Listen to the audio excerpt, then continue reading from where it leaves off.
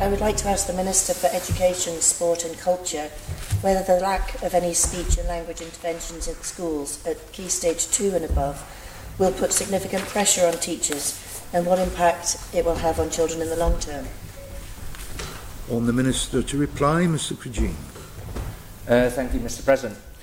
My department understands that as a result of increased demand and current issues with staffing, changes are planned to the speech and language therapy service of the Department of Health and Social Care, which will come into effect in spring term 2019. As part of these changes, we welcome the fact that the service delivery to children in early years will be prioritised.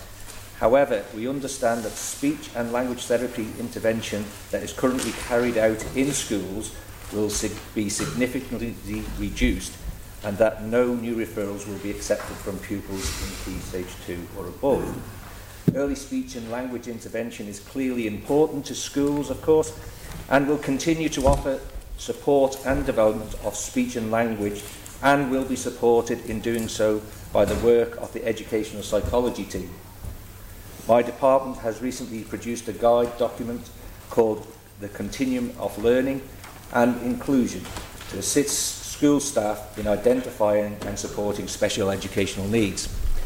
This document contains a chapter of speech and language communication, which has been written in collaboration with the Speech and Language Therapy Service. The document includes a key indicators checklist to help identify language difficulties. There are also a number of strategies, adaptations and interventions that school staff will be expected to use as an intervention when issues have been identified. Schools also have a programme called Speech and Language Link, which helps staff identify difficulties with understanding language, together with an associated programme called Speech Link, which again identifies speech sound difficulties. Both programmes provide resources for intervention. I understand that the Speech and Language Therapy Service is continuing to offer face-to-face courses for education staff to enhance their abilities to effectively support children in speech, language and communication difficulties in the classroom, allowing the children to access the curriculum.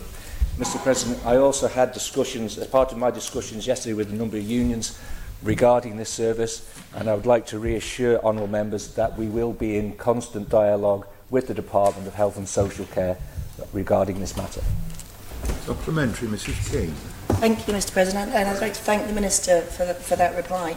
Much of that information was in the letter that was circulated to schools, saying it would come in the spring term, and as we've heard from the Honourable Minister for Health, there's some concerns that the speech and language therapists are already under a huge caseload. I'd like to query with the Minister, while it's laudable that there's all this learning being made available to the teachers at the schools, and that they have key checklists and there'll be a number of strategies and interventions. I mean, my understanding is that quite often, you know, there's even if you take the 302 cases, that would put it an average of 9 or 10 in each school of children who have this kind of additional need.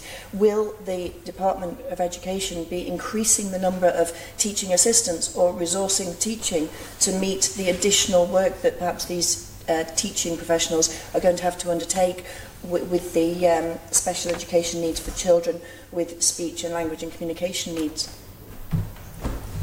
Minister to reply. Thank you, Mr. President. As I said, we are working with our psychology team on this, and we are working with the department, and I think it's a joint approach that we have to have on this. The department will be working with the Department of Health and Social Care and the teachers, hopefully the feed through from the teachers through to the department, and the discussions that we will be having with the Department of Health and Social Care regarding this. It's a very unfortunate circumstances that they're in, but we're hoping that the joint working that we have with the department will hopefully as smooth as possible, that we can work through this. Supplementary, Mr. Ashford. Thank you, Mr. President. Would the Minister for Education agree with me that obviously the speech language therapy service will be working very, very closely with teaching assistants in order to be able to provide support, particularly for those in Key Stage 2 and above where the impact is seen?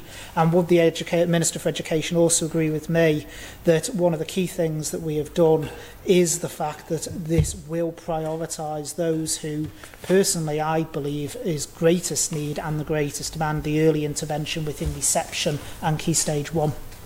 Minister to reply. Thank you, Mr. President. I'm happy to agree with you, Minister. We are working on this together, and hopefully if there are any other issues that are flagged up, we can discuss this collaboratively.